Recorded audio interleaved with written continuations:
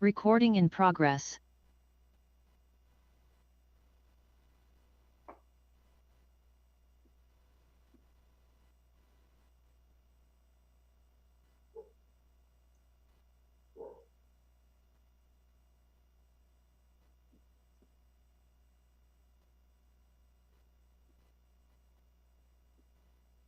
Morning, everybody. We're just giving you recording privileges and we'll start in just a moment.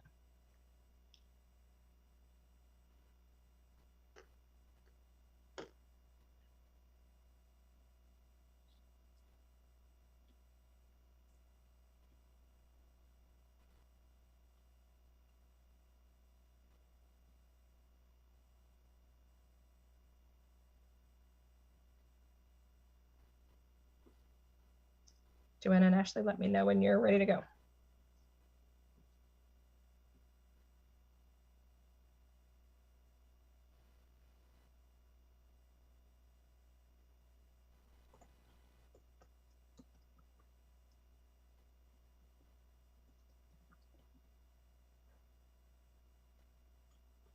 All right, good on my end.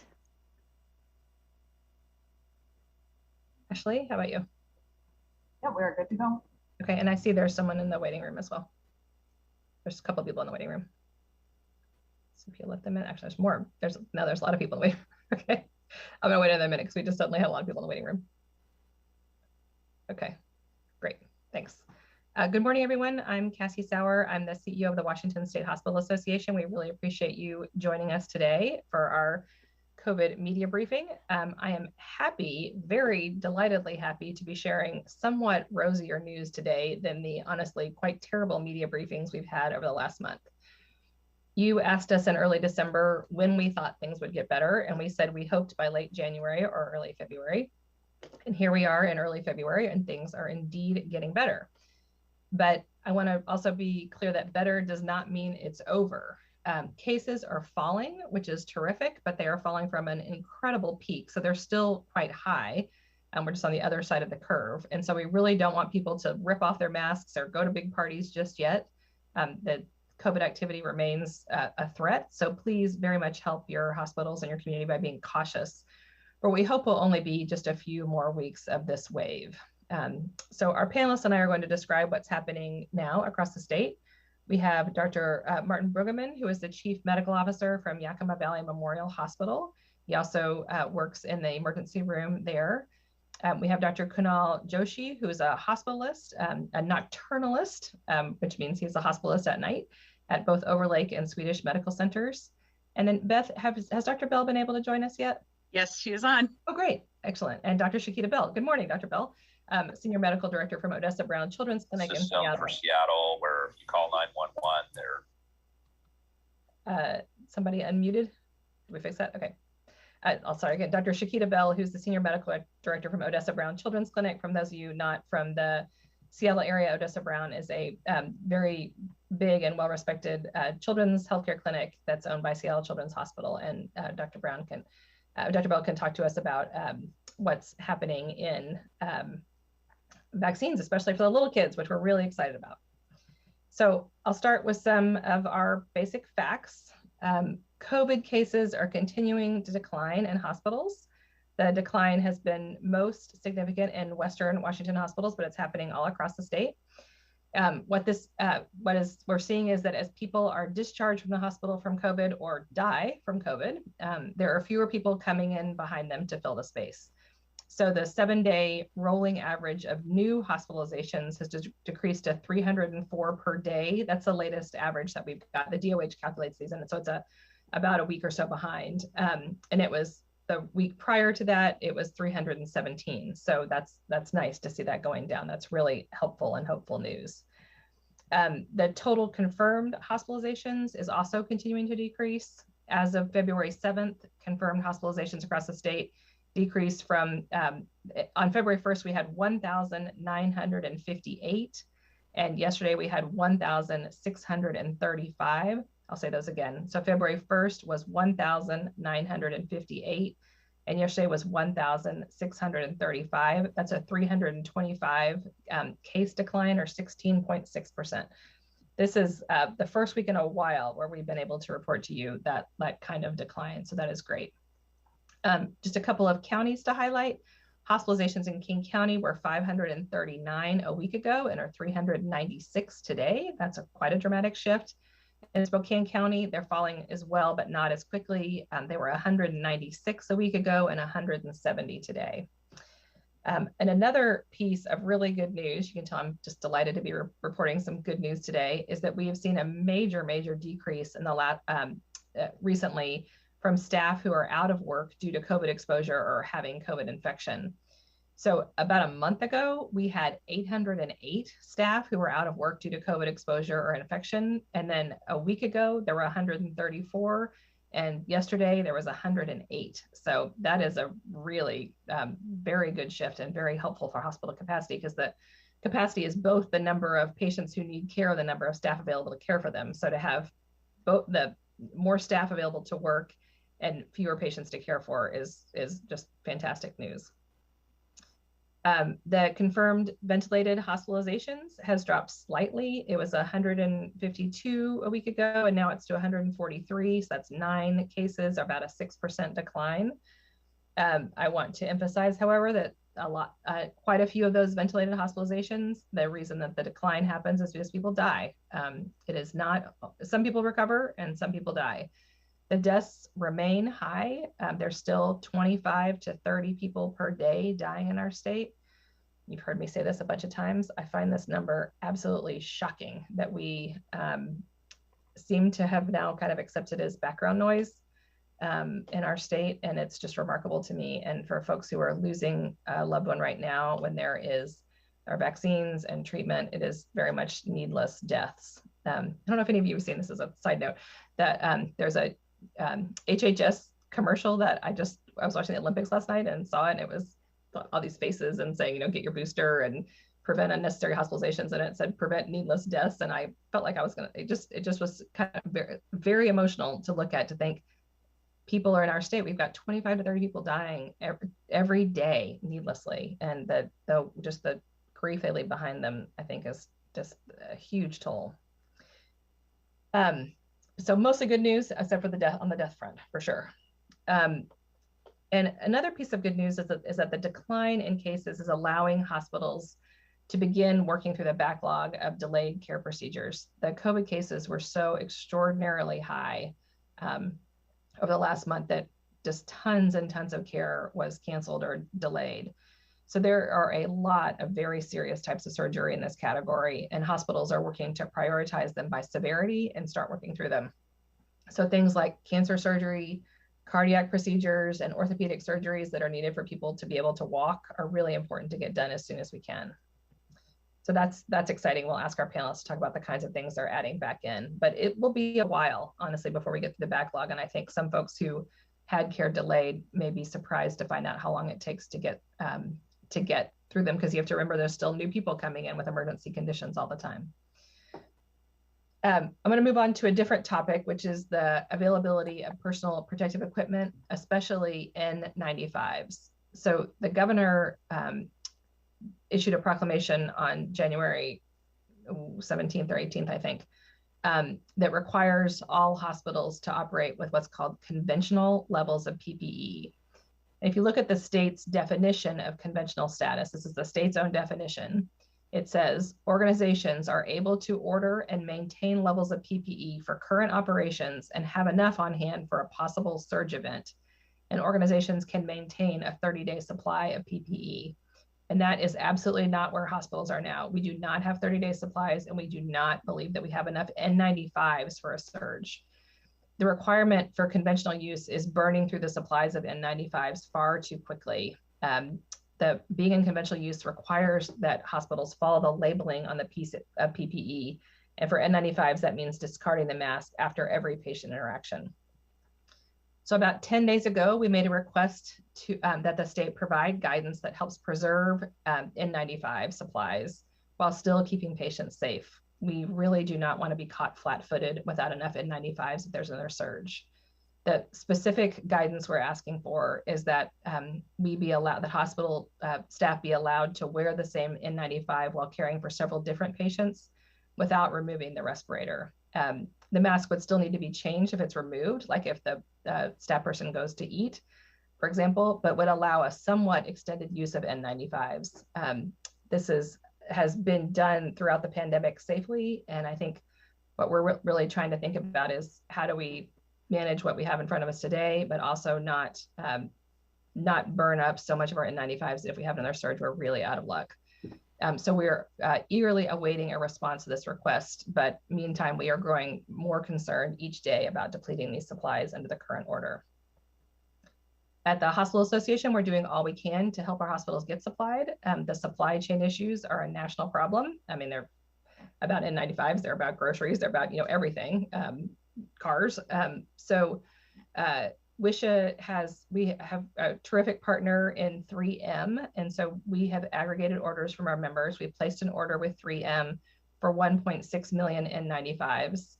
We told you previously about the prior order for 1 million masks, and this week we added another 600,000. The state is offering masks as well, but the state supply often does not have the small sizes or the brands, especially the 3M, that our hospital staff need that they've been fit tested to work on. And the last thing I want to note is that we're continuing to push for help on difficult to discharge patients. And we might ask our panelists to describe the kinds of difficult to discharge patients they're seeing. These are patients who don't have a medical need, who really need to move someplace else. They take a hospital bed, and sometimes they don't have very many other needs, and they're relatively easy to care for, and sometimes they're very challenging. I'll just share, my father was in the hospital over the holidays. He has Parkinson's, he had fallen, he had head trauma, and the fall started a series of seizures.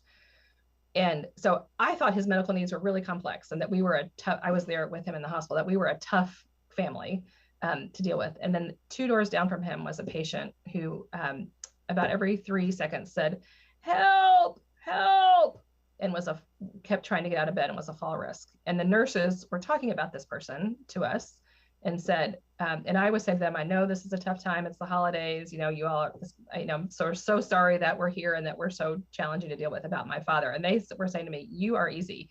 Like we're working on your father. You're here to help him. You're who we should be taking care of." And they said the guy who's yelling help is really challenging. He doesn't have any medical needs. He needs to move someplace else. He's very distressing to other patients. He's very distressing to our staff. We have to have someone there with him all the time because he's a fall risk because he keeps trying to get up.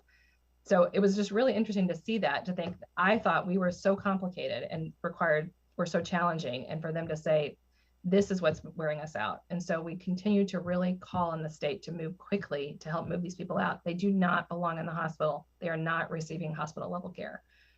So having that remain a just top focus is essential for us to be able to care for our Washingtonians. So with that, I will turn it over to Dr. Brueggemann. Can you give us the view on the ground from Yakima? Yeah, thank you, Cassie. So again, I'm Dr. Brueggemann. I've been the Chief Medical Officer over here at Yakima Valley Memorial for the past 6+ years. I am a practicing emergency medicine physician. In fact, I worked a shift in the ER yesterday. I do about 4 of them a month. And I've been here practicing emergency medicine since 2004. So I've been in the community quite a while now. As Cassie said, we are very optimistic right now with the trends that we're seeing.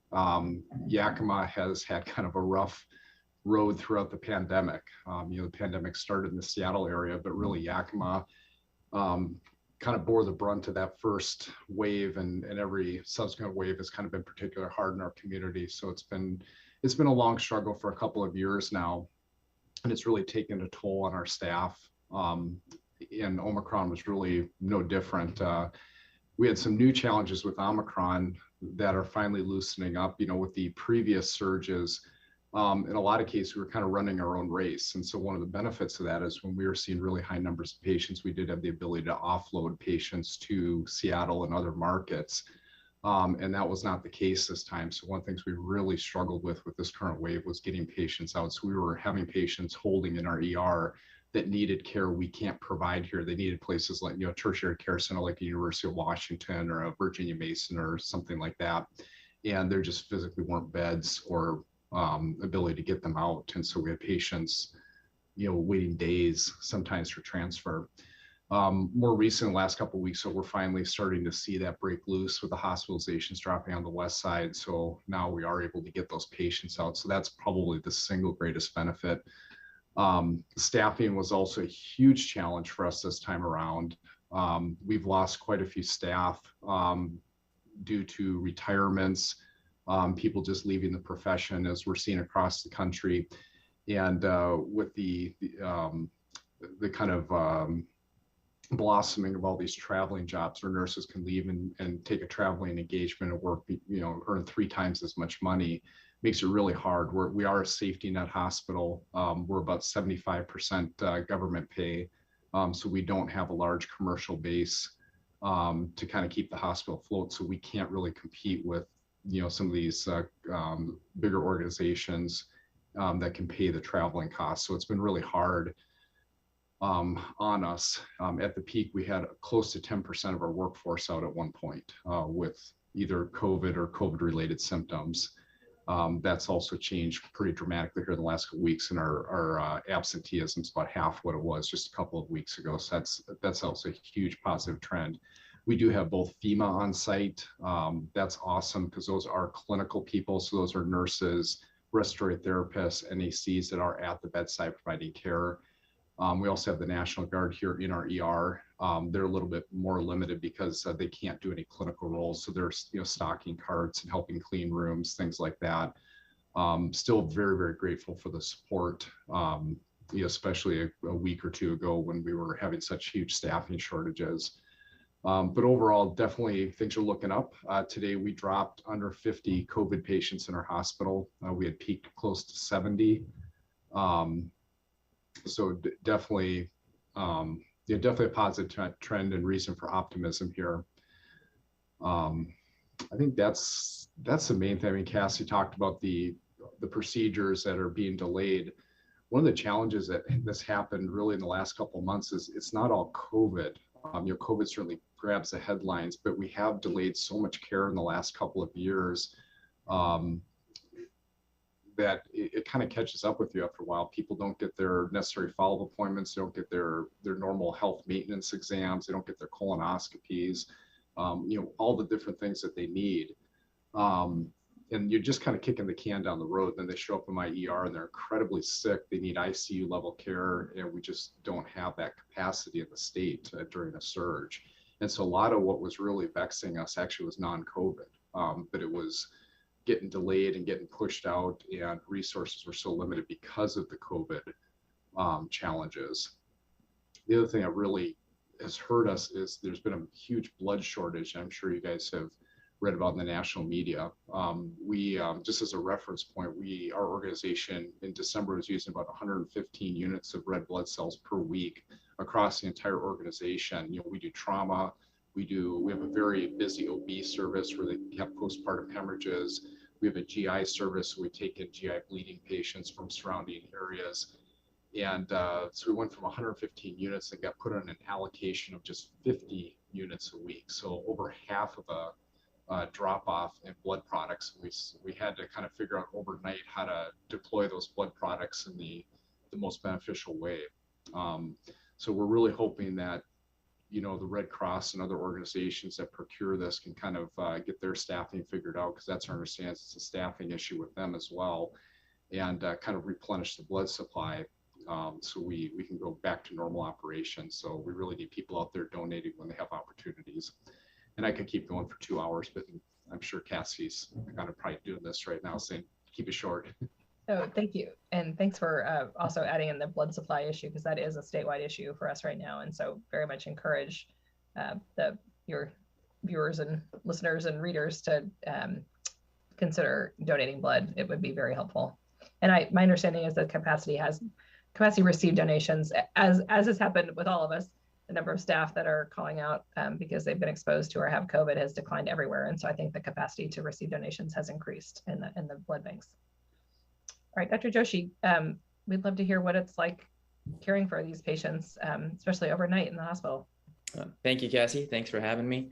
Marty touched up on a lot of issues, so thank you, Marty. I won't be able to expand too much, but one of the things I've noticed is the combination of the snowstorm that we had in early January, end of December. We had a week at night where all I was admitting at Swedish and at Overlake were just hip fractures. And then these patients incidentally had the Omicron variant, or at that point we had no idea, but what was to become the Omicron variant. And that surge slowly peaked at that same time. So kind of what Cassie was talking about, we had a significant issues with placing these patients in skilled nursing facilities. And as the surge kind of went up, we had no beds because these patients were still in our hospitals and we couldn't transfer them to a skilled nursing facility or an adult family home or whatever they needed long-term for their disposition care. That was probably the biggest challenge early on in the hospital setting acuity at night. And then the second thing, obviously, as Cassie mentioned, yeah, our cases are going down. However, on the grand scheme of things, the peak was so high that people still forget that we still have a lot of cases a day. I think in the United States, it's still over 270,000 cases a day as of yesterday, according to the Johns Hopkins website. And what's happening is everyone's getting infected. They may be asymptomatic, so then staffing becomes an issue. So now it's a bed issue, and now there's a staffing issue. And at tertiary centers at Swedish and even kind of Overlake, when we try to accept transfers from Alaska or Northern Idaho or Southern Oregon, and we have to accept as per policy, it just puts a huge backlog on trying to get patients out. And sometimes we try to get them out when they're not even fully healed or fully taken care of. And then they come back in a few days with the same issue or a worse problem. So that's been an issue. And the last issue is it's difficult to determine when a patient comes in for heart failure or COPD and they're short of breath, and then they also have Omicron. So we're kind of not sure what's causing what, and we treat both issues. But sometimes it's difficult for providers to figure out what's the main culprit. Is COVID causing the CHF exacerbation and heart issues, or is it just completely separate issues? And then when they need to be placed, again, with the easy transmissibility of the virus, it's hard to place patients. They take longer to heal. Family, they're more concerned, more skeptical. They may not want to take their patients home because then they have kids. So it's a trickle-down effect, and it's led to a huge backlog, inability to care for these patients properly, because I feel like we've had so many handcuffs and so many challenges, and people are getting burnt out. A lot of physicians and nurses have left for higher pay or for a better lifestyle. Some people in my organization have left overseas. They moved to New Zealand and other places. And so it's been challenging in that regard too. So it's not just COVID, but all the trickle down effects that I mentioned. So. Thank you so much. Really appreciate that. Yep. Moving to New Zealand sounds very appealing, doesn't it?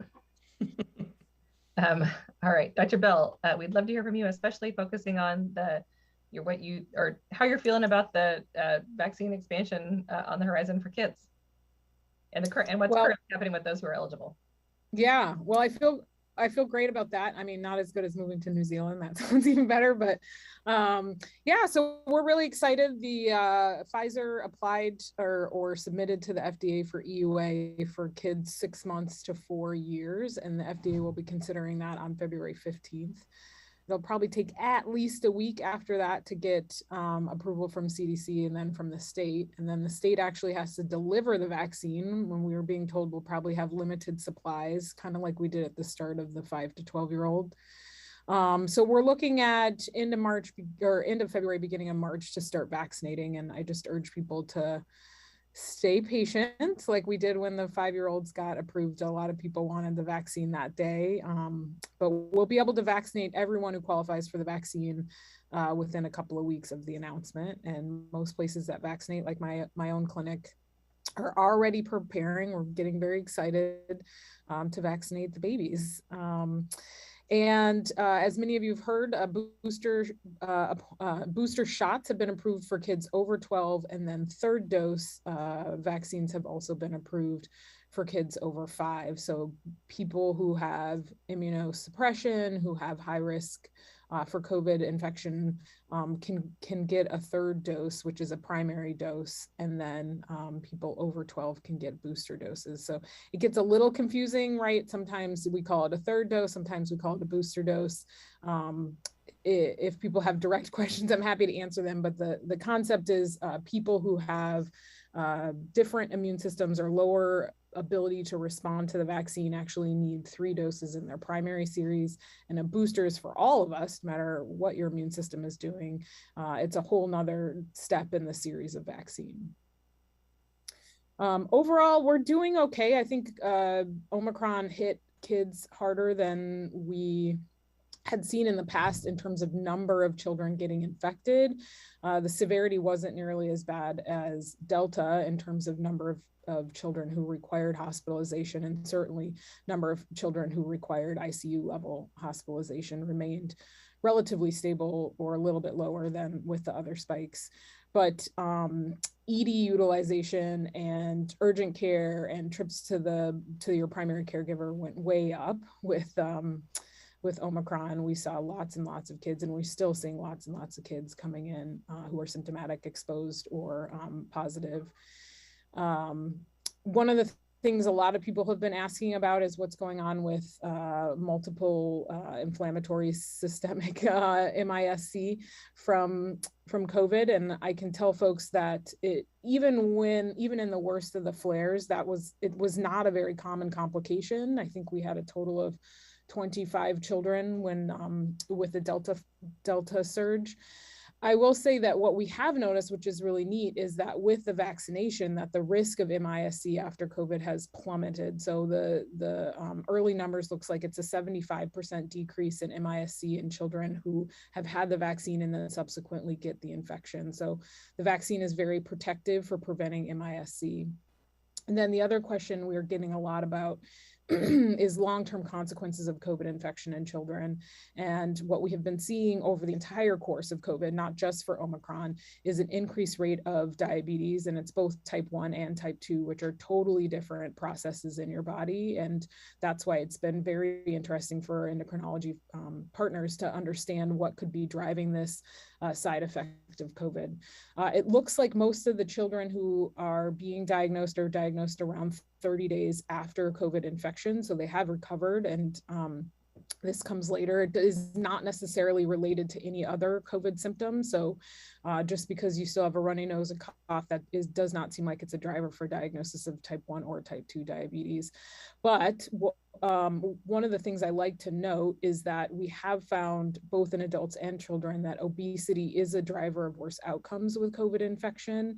And we think there might be a connection there with the type 2 diabetes because type 2 diabetes does tend to be at higher risk of type 2 diabetes if you also suffer from obesity. So very interesting pathophysiology. We're pretty confident, again, that vaccines would help decrease the risk of that because vaccines decrease the risk of infection. And what we have found with pediatric vaccines is that they are both safe and that they work. They're very effective. And so we're really excited to be able to vaccinate the 6-month to 4-year-olds. The other thing I'll add on that is it is going to be a smaller dose. So for people who are over the age of 12, you get what's considered an adult dose. So we all get the same dose. If you are 5 to 12 or 5 to 11, you get about 1/3 of that adult dose. And then the 6-month to 4-year-olds will be about 1/10 of that adult dose. So we're working our way down on how much of the vaccine a person requires based on their age. There was some back and forth before the FDA or before the Pfizer submitted to the FDA in terms of how many doses would be recommended for this age range. They submitted a 2-dose series and all of the same dose for 6 months to 4 years. So that's what the FDA and the CDC will review next week. And then don't like to make any predictions in COVID. As many people know, I call it the bell curve, and it's a fool's errand to predict, but I do think that there is a possibility that boosters will be approved for kids 5 to 12 in the coming months, and that there may be a third dose series for the babies. But again, don't quote me. I don't know when, but we do know that the FDA is considering the Pfizer dose for 6 months to 4 years on February 15th. That's what we know for sure. Yeah, I think one thing we've all learned is don't make predictions. Yep. Yes. Except for that, you're going to need testing and you're going to need PPE. You can predict Right. that. Right. And masks and masks and blood. Yeah. Yeah. That's part of why I wanted to say you all asked us in early December what we thought the trajectory was, and we actually did make a prediction and it was right. So I'm quite delighted that we actually were right about that looking forward. All right, we are happy to take questions either in the chat, or please feel free to unmute yourself. It's Dee Dee here with Cairo 7. I have a quick question for Dr. Bell, and it's actually not that quick of a question, but I would love your insight. You know, Oregon has announced that they're going to be lifting mask mandates for kids in schools come March 1st, given this downward trajectory. And, you know, we've certainly heard about kids and parents saying, oh, it's hard to, you know, like focus as well in school. But then some kids have only experienced school wearing a mask and feeling like, oh, this is something that protects me. I guess my questions are, one, what are your thoughts about, and Washington said they would be open to reconsidering some of the mask mandates. My question for you is, what do you think about the potential benefits or concerns of lifting a mask mandate for schools, and also the implications on kids and their well-being? Thanks, Dee Dee. It's a great question. It's a complicated question. I'm going to start by saying that I think masks are very good at preventing us from getting COVID. I think it's an important step and a protective step. I think mandates are a whole nother concept, right? You can have, I agree with masks, and then you get into the mandate conversation. I have to say, in my practice, and I didn't say this, but I see kids every week at Odessa Brown. I'm a primary care physician. I take care of around 2,000 kids in my panel. And then I also take care of patients on the inpatient service at Harborview. And I feel like everybody is different. So perhaps what I think would be nice is if we think about equity, is we think about what every kid needs. So if a kid has a learning disability, hearing loss or deafness, if we have ways to make accommodations for what kids need, I think that would be the best scenario. I have lots of kids who can wear masks and have no trouble doing so. And I think that's great for those kids, but I definitely have had children in my practice who do struggle to learn adequately, either remotely or with masks, because you do lose a lot of the communication. And many of us saw the New York Times article that's out today about social, emotional, and attention development in kids with masks. So that's sort of an answer, sort of not an answer. Masks are great. Keep wearing your masks, and then consider a more equitable approach to education for kids who need something that's more specific to their needs. I guess I answered it.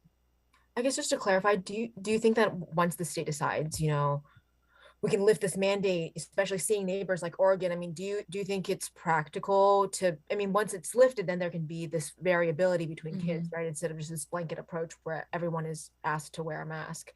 Do you think that makes sense, you know, moving towards that direct trajectory of more normalcy and lifting, or do you feel it's too soon to talk about that? I would say that I don't have like a medical opinion personally. I think it's too soon. We still have over 100 people per 100,000 people having COVID every day. So I think it's too soon at this point in this surge. I do encourage us as a state and as an educational system to continue to be able to be flexible and make decisions based on what's happening in the numbers. So if we get to a point where we're lower than 100 people per 100,000, maybe we start to reconsider. And then if that changes, we reconsider again. That's the thing I think doesn't work for COVID, is saying all or none. You know, we really have to be able to be flexible. COVID has taught us that there are going to be good months. June, do you remember that? June, when we when we were like, well, the lights at the end of Freedom the tunnel. summer. Yeah. Yeah. And then snowvid of the last week of December and beginning of January. So we have to stay flexible. I think if you asked me today, it's too soon right now.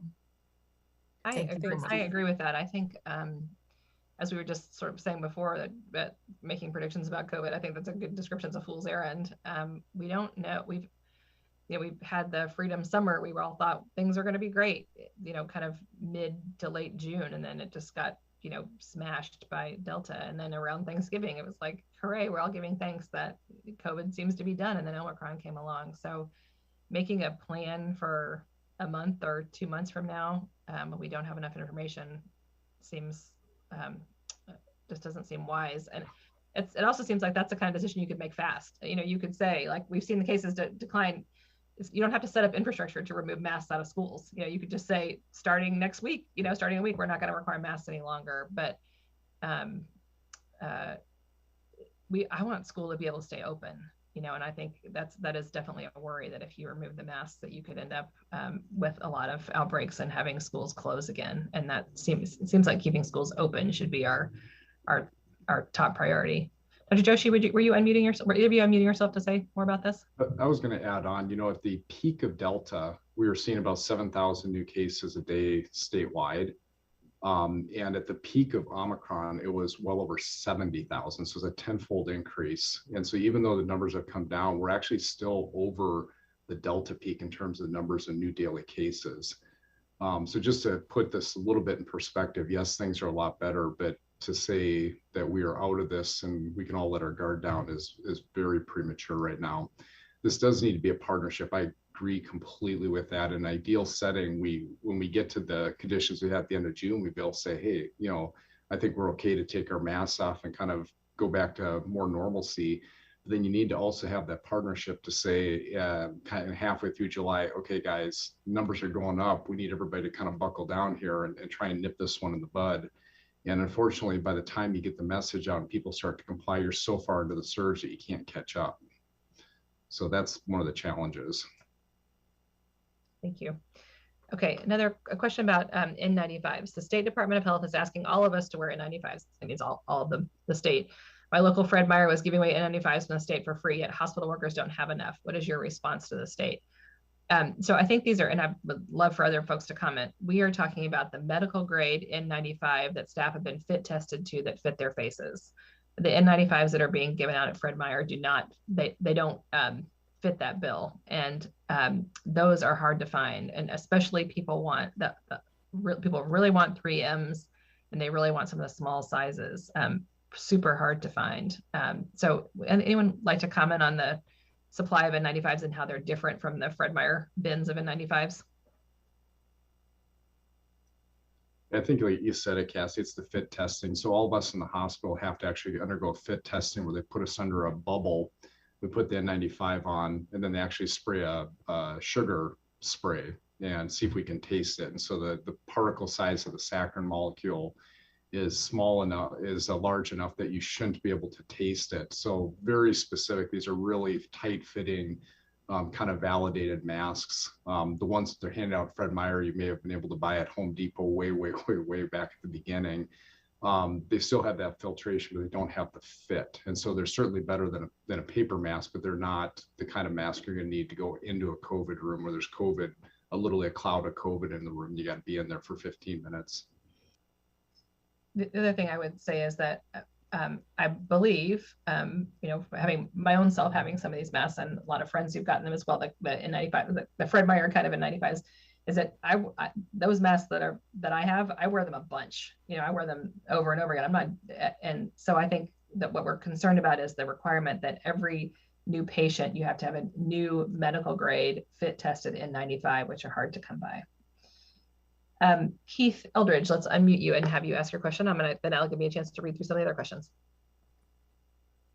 Yeah, thanks for taking the question. I wonder how are we doing with in comparison to other states? And when you look at at least the case rate, our case rate, like compared to California, is like 10 times higher than California. How could that be? Are we really that bad and jumping ship too soon, or are we just better at reporting cases and I'm not sure how hospitalizations are doing compared to other states, but it looks like our numbers are sky high when the governor says we were doing so well.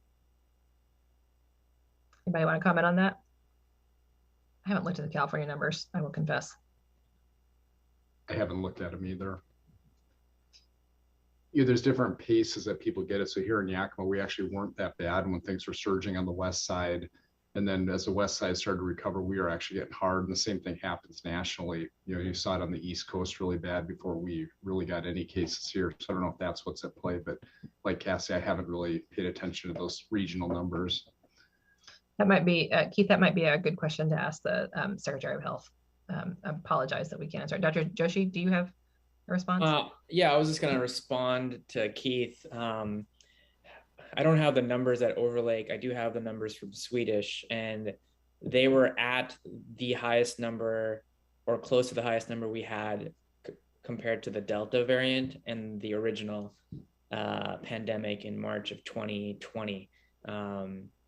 So from my perspective, it's been bad every single phase of the three different pandemic surges we've had in total. And then I also actually went down to California to help at a Providence hospital during the Delta variant. And it was really bad then, but yeah, I'm not sure about the Omicron numbers, as Cassie pointed out. I'm not familiar with the California numbers, but in Seattle and at Swedish, it was just as bad this time around as it was last time around. So it's possible. Yeah, is there a concern that we're just not doing as well as perhaps we think we are, and people still need to mask up and get vaccinated? Oh, people still definitely need to Yeah. mask up for sure. Everyone can agree there. As far as how we're doing compared to others, that's a good question. I would think we're doing better, but based on what you're telling me, it's something I'm going to have to look at now after this session's over. I mean, I'm curious. We have looked at the Hospital Association a lot at the death rate by state, and our death rate has stayed quite low in comparison to other states. That's been the piece that we've been most tracking. But we can all have a look at it. Ariel, I think we answered your question about removing mask mandates, but if you don't think so, please speak up or put it in the chat. Okay, a couple people asking questions on delayed care. Do we know how many elective procedures have been pushed back throughout the pandemic? We do not know that.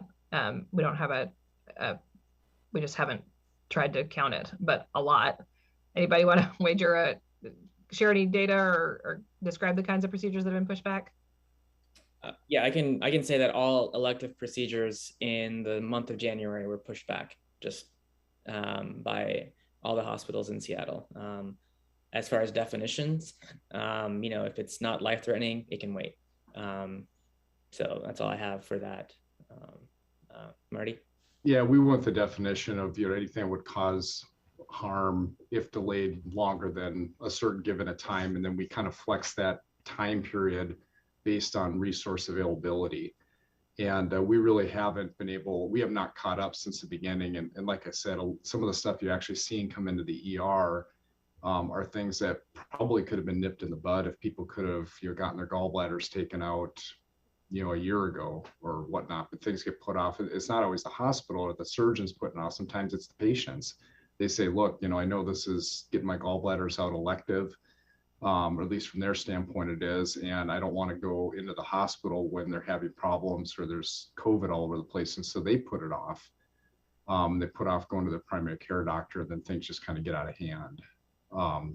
The second part of that question, though, I think is really important for people to understand the long-term effects this is going to have on our workforce. So there's a report that last year in 2021, 500,000 people left healthcare. Either early retirements, chose other professions, or just said, I can't handle this anymore. That's not a short-term fix. You can't just replace that many bedside healthcare professionals in a year or two.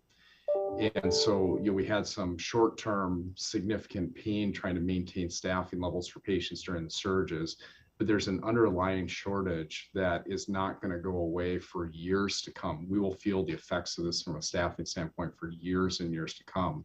And that's going to be especially hard on the smaller kind of critical access hospitals because there'll be a bit of a bidding war, I'm guessing, to get the staff that are available. And if you don't have, good commercial base, you're not going to be able to compete for those resources. And I also just would note, this is, we're really concerned about this in healthcare, but every industry is feeling this lack of enough staff. You try to go get I had a flat tire. I had to wait a week to get into the tire repair place because they didn't have enough staff. Just like you call a restaurant and they say, we're not doing takeout tonight because we don't have enough staff. Flights get canceled because they don't have enough staff. So I think it's really hitting every part of our society right now. I was going to add to that. I mean, I think the uniqueness of the hospital staff is that we're that we're actually the ones who are also trying to care for everybody who's getting sick with this pandemic. But the training necessary, I mean, I guess for a pilot, yes, but the training necessary to be a nurse or a doctor is so long. I mean, that investment is so upstream that when those people are leaving healthcare, it's very, very hard. I will say that I had 1 MA and 5 doctors out last week with COVID, and it ground our clinic nearly to a halt. I had to pull people off of leave to come in and just make sure our doors were open. And I think, Marty, you were alluding to this, but the emotional toll that it has taken these last 2 years on healthcare workers is something we're going to be dealing with for really a generation. I think the organizational or work trauma people are experiencing is a mimic of what we're seeing in our kids and in our adolescents with the mental health crisis and seeing so much depression and anxiety. We're also seeing that in our healthcare staff. So we're really trying to think about ways to invest in wellness and help people continue to be able to push through this, both with vaccines and masks, but also in terms of mental health. Yeah, I could just piggyback, like you say, the hospital can't close its doors. People are going to show up in the ER and you got to figure out how to take care of them. And it puts you in a really uncomfortable position where you got more patients than you have a capacity to care for them, but you still got to figure out how to do it. I know there's some legislation being proposed right now to put ratios in place for staffing, but it's just not practical right now because we just flat out don't have the staff. And we got to be there. You got to, one way or the other, you got to say, okay, I've got 10 nurses and I got 100 patients. I got to figure out how to match the nurses up with the patients in the best way that I can, understanding it might not be ideal, but I can't send a patient away. And I've got what I've got, so I've got to figure it out. Thank you. There's a question about, do we have as a group a time when we would feel comfortable with mask mandates being lifted? I don't know if any of you do. I feel like we are just barely catching our breath from this surge, and it was so high, and as we said, things are falling, but they're still really high. We haven't talked about it at all. But I think this is a place the Department of Health convenes a lot, in many cases, the infectious disease specialists, physicians. And so I think there might be a chance for that group to talk, but I know that we haven't talked about it yet because this is like barely eyes above water. Yeah, see, I just want to add one thing. I think it's too early to even talk about that idea personally, just because we've seen maybe, 7 to 10 days of downward decline. We get excited because, we want our lives back. I get that. But, I think we should take into account what happened in June and then what happened in September in a few months. So I think I get where you're coming from, Ariel. I think you're the one who asked the question, but it's too early to even think about it, at least in my opinion. Yeah, I don't know that we'll ever lift them in healthcare, right? I mean, we can talk about schools or restaurants, but I think it's going to be a long time before you walk in a healthcare setting and somebody doesn't have a mask on. Maybe not our lifetime. Hard to even imagine that right now. Mm-hmm. Yep. Do we know when some Western Washington hospitals may resume non-urgent care? So some have started to barely, keeping in mind that non-urgent is a very broad, what non-urgent means is like, you're not going to be dead if you don't do it right now. So there are serious things that have been delayed, cancer surgeries, cardiac surgeries. And so a few are being added back in. Anybody want to comment about that? Okay. and in response to the workforce issues, do we think it's time for the industry as a whole to rethink the nursing model? I think there is opportunity for us to rethink how do we redesign the healthcare workforce. And just as one example, we've heard from some places that do imaging, some imaging centers where they used to have the person who's got the training in doing the imaging would get the person from the waiting room, take them to get changed, give them their gown, check all their vitals, all that stuff, and then take them back for the imaging. And a number of places have changed that model where the person who knows how to do the imaging, all they do is imaging, and they've got someone else like a medical assistant who does all that preliminary work. So I think there are definitely some ways that we could rethink about how is healthcare delivered in our state. And as Dr. Brueggemann noted, there is this bill in the state that basically like bakes us into a totally inflexible model of care delivery that we are very much hoping the state legislature does not pass, because it would absolutely stifle any of that innovation. Exactly, yeah. Okay, Dr. Bell, there is questions. You've been asked questions in the chat about the vaccine, so why don't you go ahead and answer those? Yeah, sure. So there was a question about Moderna versus Pfizer and efficacy of the shot. So first of all, the technology or the way the vaccine works has not changed at all. The only thing that's changed from the ages is the dilution. So the amount of the sauce that you get in the arm. I kind of sometimes compare it to pickles. So some people's jars of pickles have more pickles and some people's jars of pickles have more vinegar, but they all taste like pickles. So none of that has changed. And what we saw with some of this Pfizer data is that it looks like specifically for 2-year-olds to 4-year-olds, it might be more efficacious to give them a third dose. That's not that surprising, right? These age limits have all sort of been picked out of a hat, for lack of a better term, right? It's not like you're an adult once you're 12, or really, I mean, we all probably know even 20-year-olds who are not adults yet. So we're looking, the whole point of doing vaccine trials is to see how much of a dose does every person need to be able to be protected from this virus.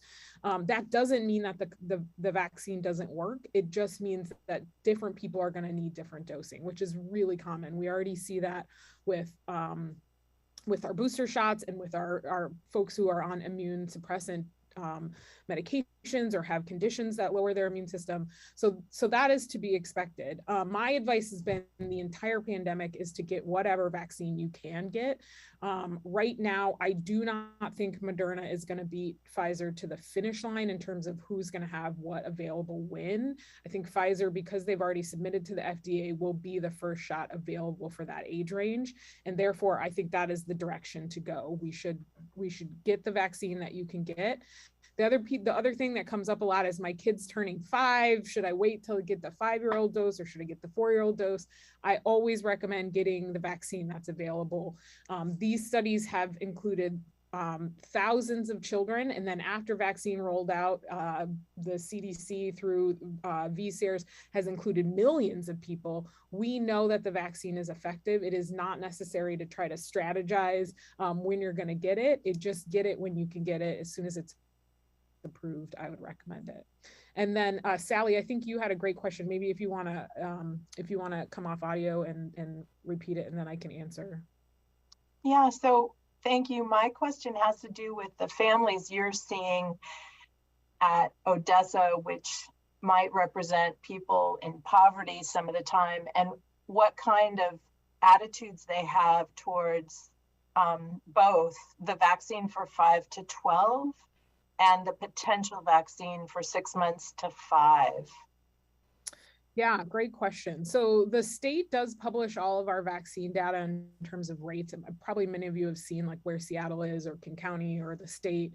You are correct in your comment in the chat that we are about, I think the last time I checked, 37% for kids between 5 and 12 in the state have been vaccinated.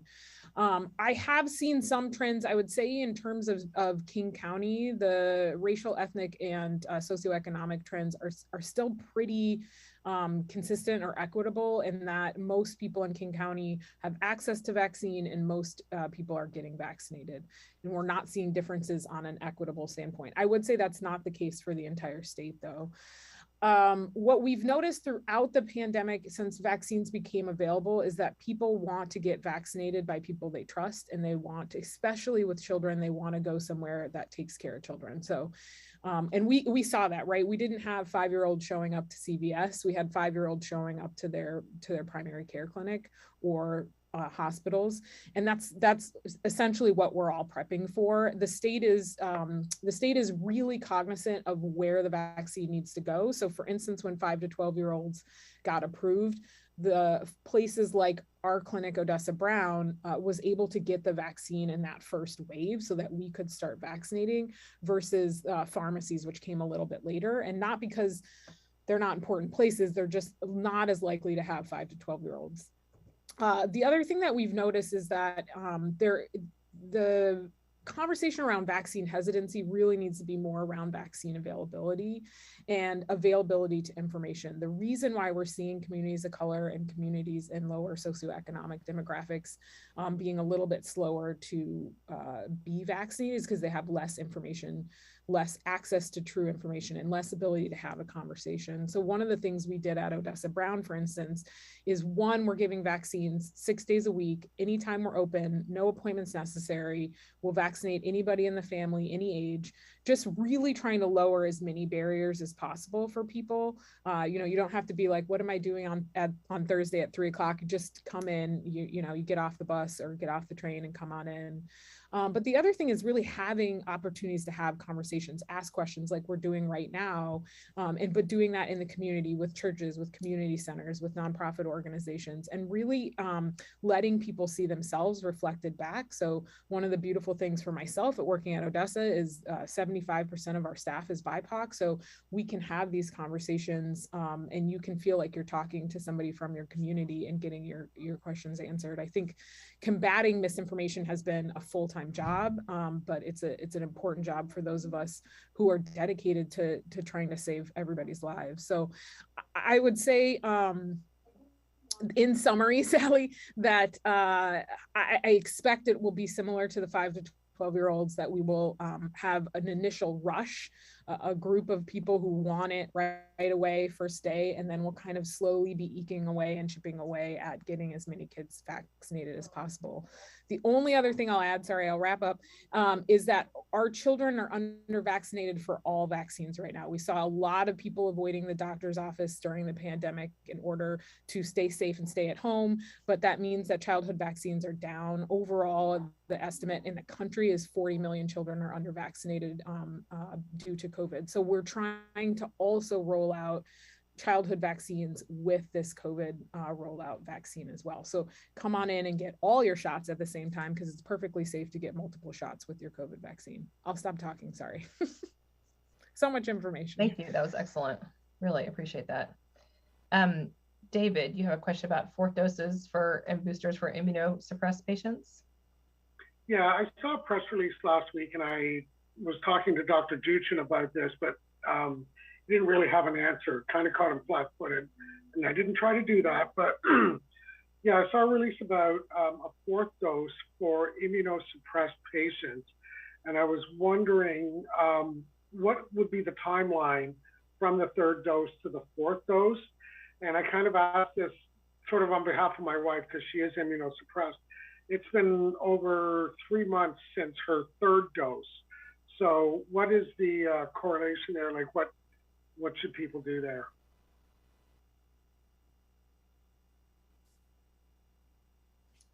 I can jump in, Cassie. Yeah, David, I saw an article yesterday, the CDC released, saying that they recommend the wait time for the 4th dose in immunocompromised patients over the age of 18 to wait 3 months from their previous booster shot. I think Dr. Bell's nodding, so I'm on the right track here.